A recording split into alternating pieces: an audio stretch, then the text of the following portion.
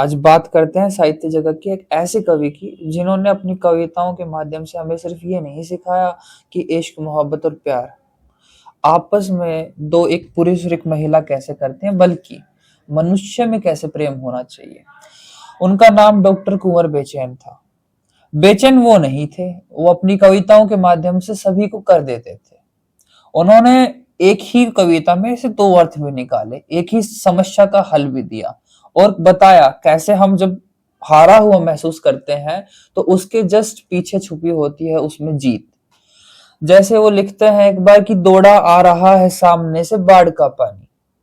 बाढ़ जैसी एक आपदा में जहां पर हम अपना सब कुछ गंवा बैठते हैं, वहां पर एक मजबूरी व्यक्त करते हैं। वो मजबूरी है पेड़ की। उसे कैसे कि दौड़ा आ रहा है सामने से बाढ़ का पानी, मगर मैं पेड़ हूं, मुकद्दर है मेरा खड़े रहना। मजबूरी है, मुझे वहां खड़े रहना ही पड़ेगा, ऑप्शन नहीं है, आज मैं हार गया। उसको वो दूसरे तरीके से कैसे लिखते हैं कि दौड़ा आ रहा है सामने से बाढ़ का पानी, मगर मैं पेड़ हूं, मुकद्दर है मेरा खड़े रहना। कोई उस पेड़ से सीखे मुसीबत में अड़े रहना, जिसने बाढ़ के पानी में सीखा हो खड़े रहना। कि उसकी साहस की वो दाद देते हैं। और अगली पंक्तियों में कुछ ऐसा बेजोड़ लिखते हैं वो कि कितने ही बड़े लोगों के छोटेपन से वाकिफ हूं मैं, कितने ही बड़े लोगों के छोटेपन से वाकिफ हूं। बहुत मुश्किल है दुनिया में बड़े होकर बड़े होना। बड़े होने का मतलब ये नहीं है आपकी धनवान है, आपके पास बल है। बड़े होने का मतलब ये है कि आप दूसरे व्यक्तियों के कितना काम आ पा रहे हैं। कि आगे लिखते हैं कि हम कितना उलझे हुए हैं, कि सफर भी हमें मालूम नहीं कैसे, कि कोई राह ना कोई मंजिल ना ही घर है कोई।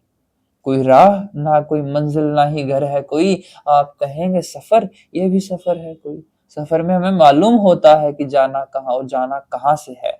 और वो ये भी लिखते हैं कि कैसे हमें दूसरे लोग पसंद नहीं है, दूसरे लोगों को हम पसंद नहीं है, कि दो चार बार जो हम कभी हंस हंसा लिए, सारे जहां ने हाथों में पत्थर उठा लिए। और मेरे पास जो रहते हैं, अब लोग उनसे बैर कर रहे हैं और वो उसमें भी खुश है। क्यों? कि मेरे पास जो रहते तो वो टूटते जरूर। अच्छा किया आपने सपने चुरा लिए। वो कहते हैं अगर सपने मेरे होते तो वो टूटते। आपको धन्यवाद कि आपने हाथों में पत्थर उठाए, मुझे रोका मेरी मंजिल की तरफ जाने के लिए, क्योंकि हो सकता है मैं हार जाता। तो आप, मैं हारा नहीं, आपने हराया मुझे।